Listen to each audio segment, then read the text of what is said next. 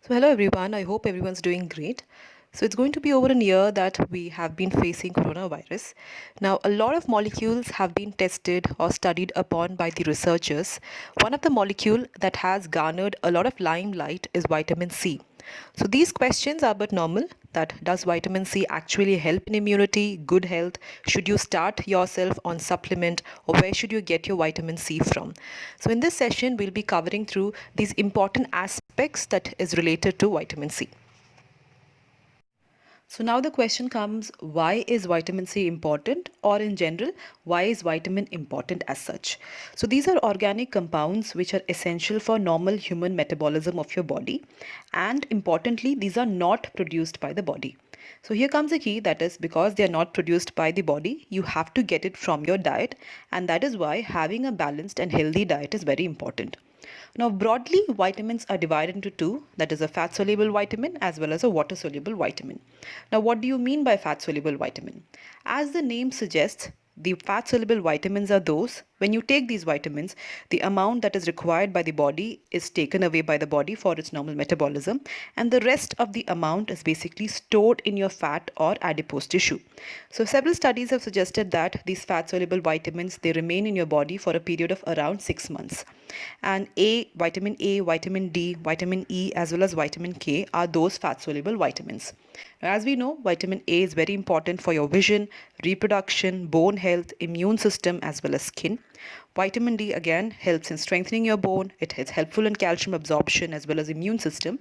Vitamin E is helpful in immune system as well as helps in flushing away the toxins. And vitamin K is very important for blood clotting as well as bone health. Now, on the other hand, when we talk about water soluble vitamin, as the name suggests, these are water soluble. So, it just means that once you take a water soluble vitamin, the amount of the vitamin that is required by the body for its normal metabolism is taken, and the rest of the amount is eliminated via urinal route through urine. Now, the water soluble vitamins include the vitamin B complex and vitamin C.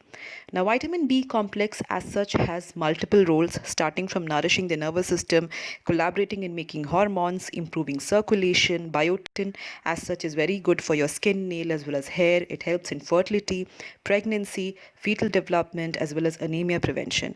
Now, a small note over here is about vitamin B12. That is, often we think that anemia is due to iron deficiency, hence we take only iron tablets. But that is not the case. Even a vitamin B12 can cause anemia, what we call as a pernicious anemia. So vitamin B12 can cause pernicious anemia, and again it's very important for your normal nerve development. And vitamin C as such is a very strong antioxidant. So to understand the role of vitamin C as an antioxidant, we definitely have to understand what exactly is oxidative stress. So as we know, our body has lot of functions, lot of processes that occurs at the cellular level, and there are production of free radicals. Now as we know, the free radicals are highly unstable agents, unstable molecules, that is, they're always in a tussle to attain an electron from a healthy atom and to attain their stability. Now body has its own mechanism to eliminate these free radicals. Now, in the presence of certain toxins, or if you have unhealthy lifestyle, process of aging, as well as in the presence of certain infections, certain inflammation, even a lack of healthy lifestyle, lack of exercise, being very few of them, these free radicals increase in our body. And the body undergoes something that we call as an oxidative stress. So it's basically a situation, it's basically a condition where the amount of free radicals is so much that the body is unable to flush them out of your system.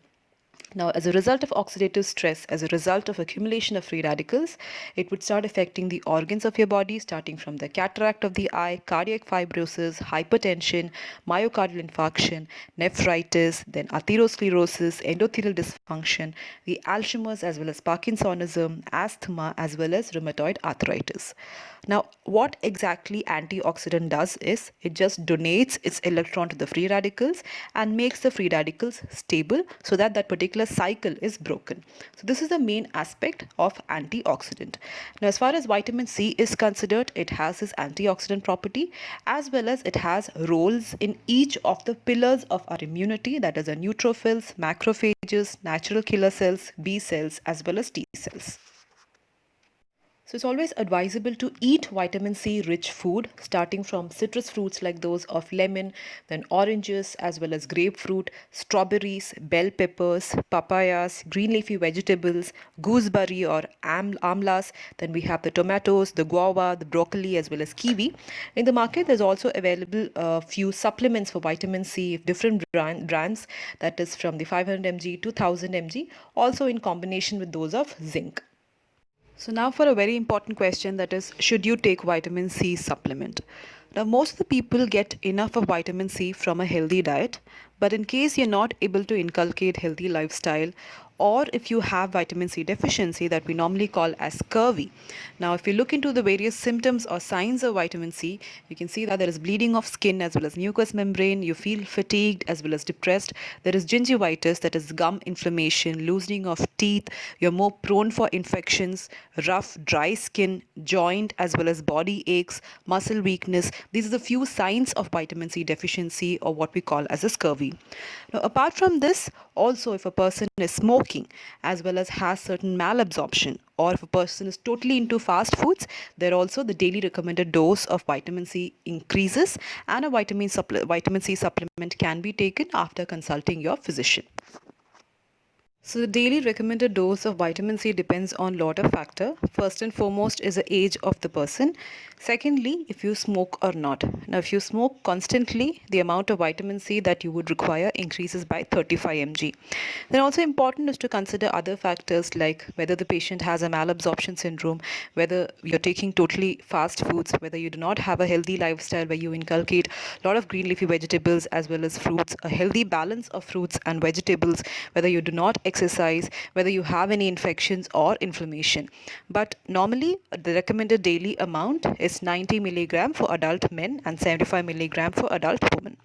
Now we know that vitamin C is a water soluble vitamin, but saying so, there are few cases of vitamin C toxicity seen, normally over a dose of 2000 milligrams a day.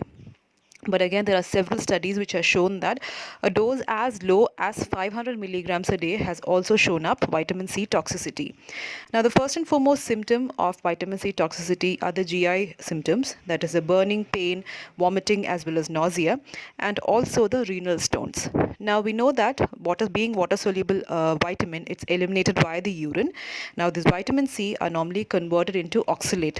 Oxalates, they combine with calcium and form calcium oxalates, which gets lodged as renal stones. Hence, the patient has decreased urination. Now, the other symptoms also include seizures, uncontrollable shaking, double vision, restlessness, irritability, the nervousness, dizziness, hallucination, as well as drowsiness, being few of them. So the key takeaway from this session is eat your vitamin C just means that you have to inculcate a healthy lifestyle, a healthy diet plan which comprises of good amount of fruits as well as vegetables, a good amount of citrus fruits which includes oranges, lemons as well as gooseberries or amlas, being very few of them. Now in case you're thinking of starting yourself on a supplement, please do consider meeting a physician or a medical practitioner. Let your medical practitioner, let your physician decide whether you need to take a vitamin C supplement or not. So on that note, thank you and stay safe.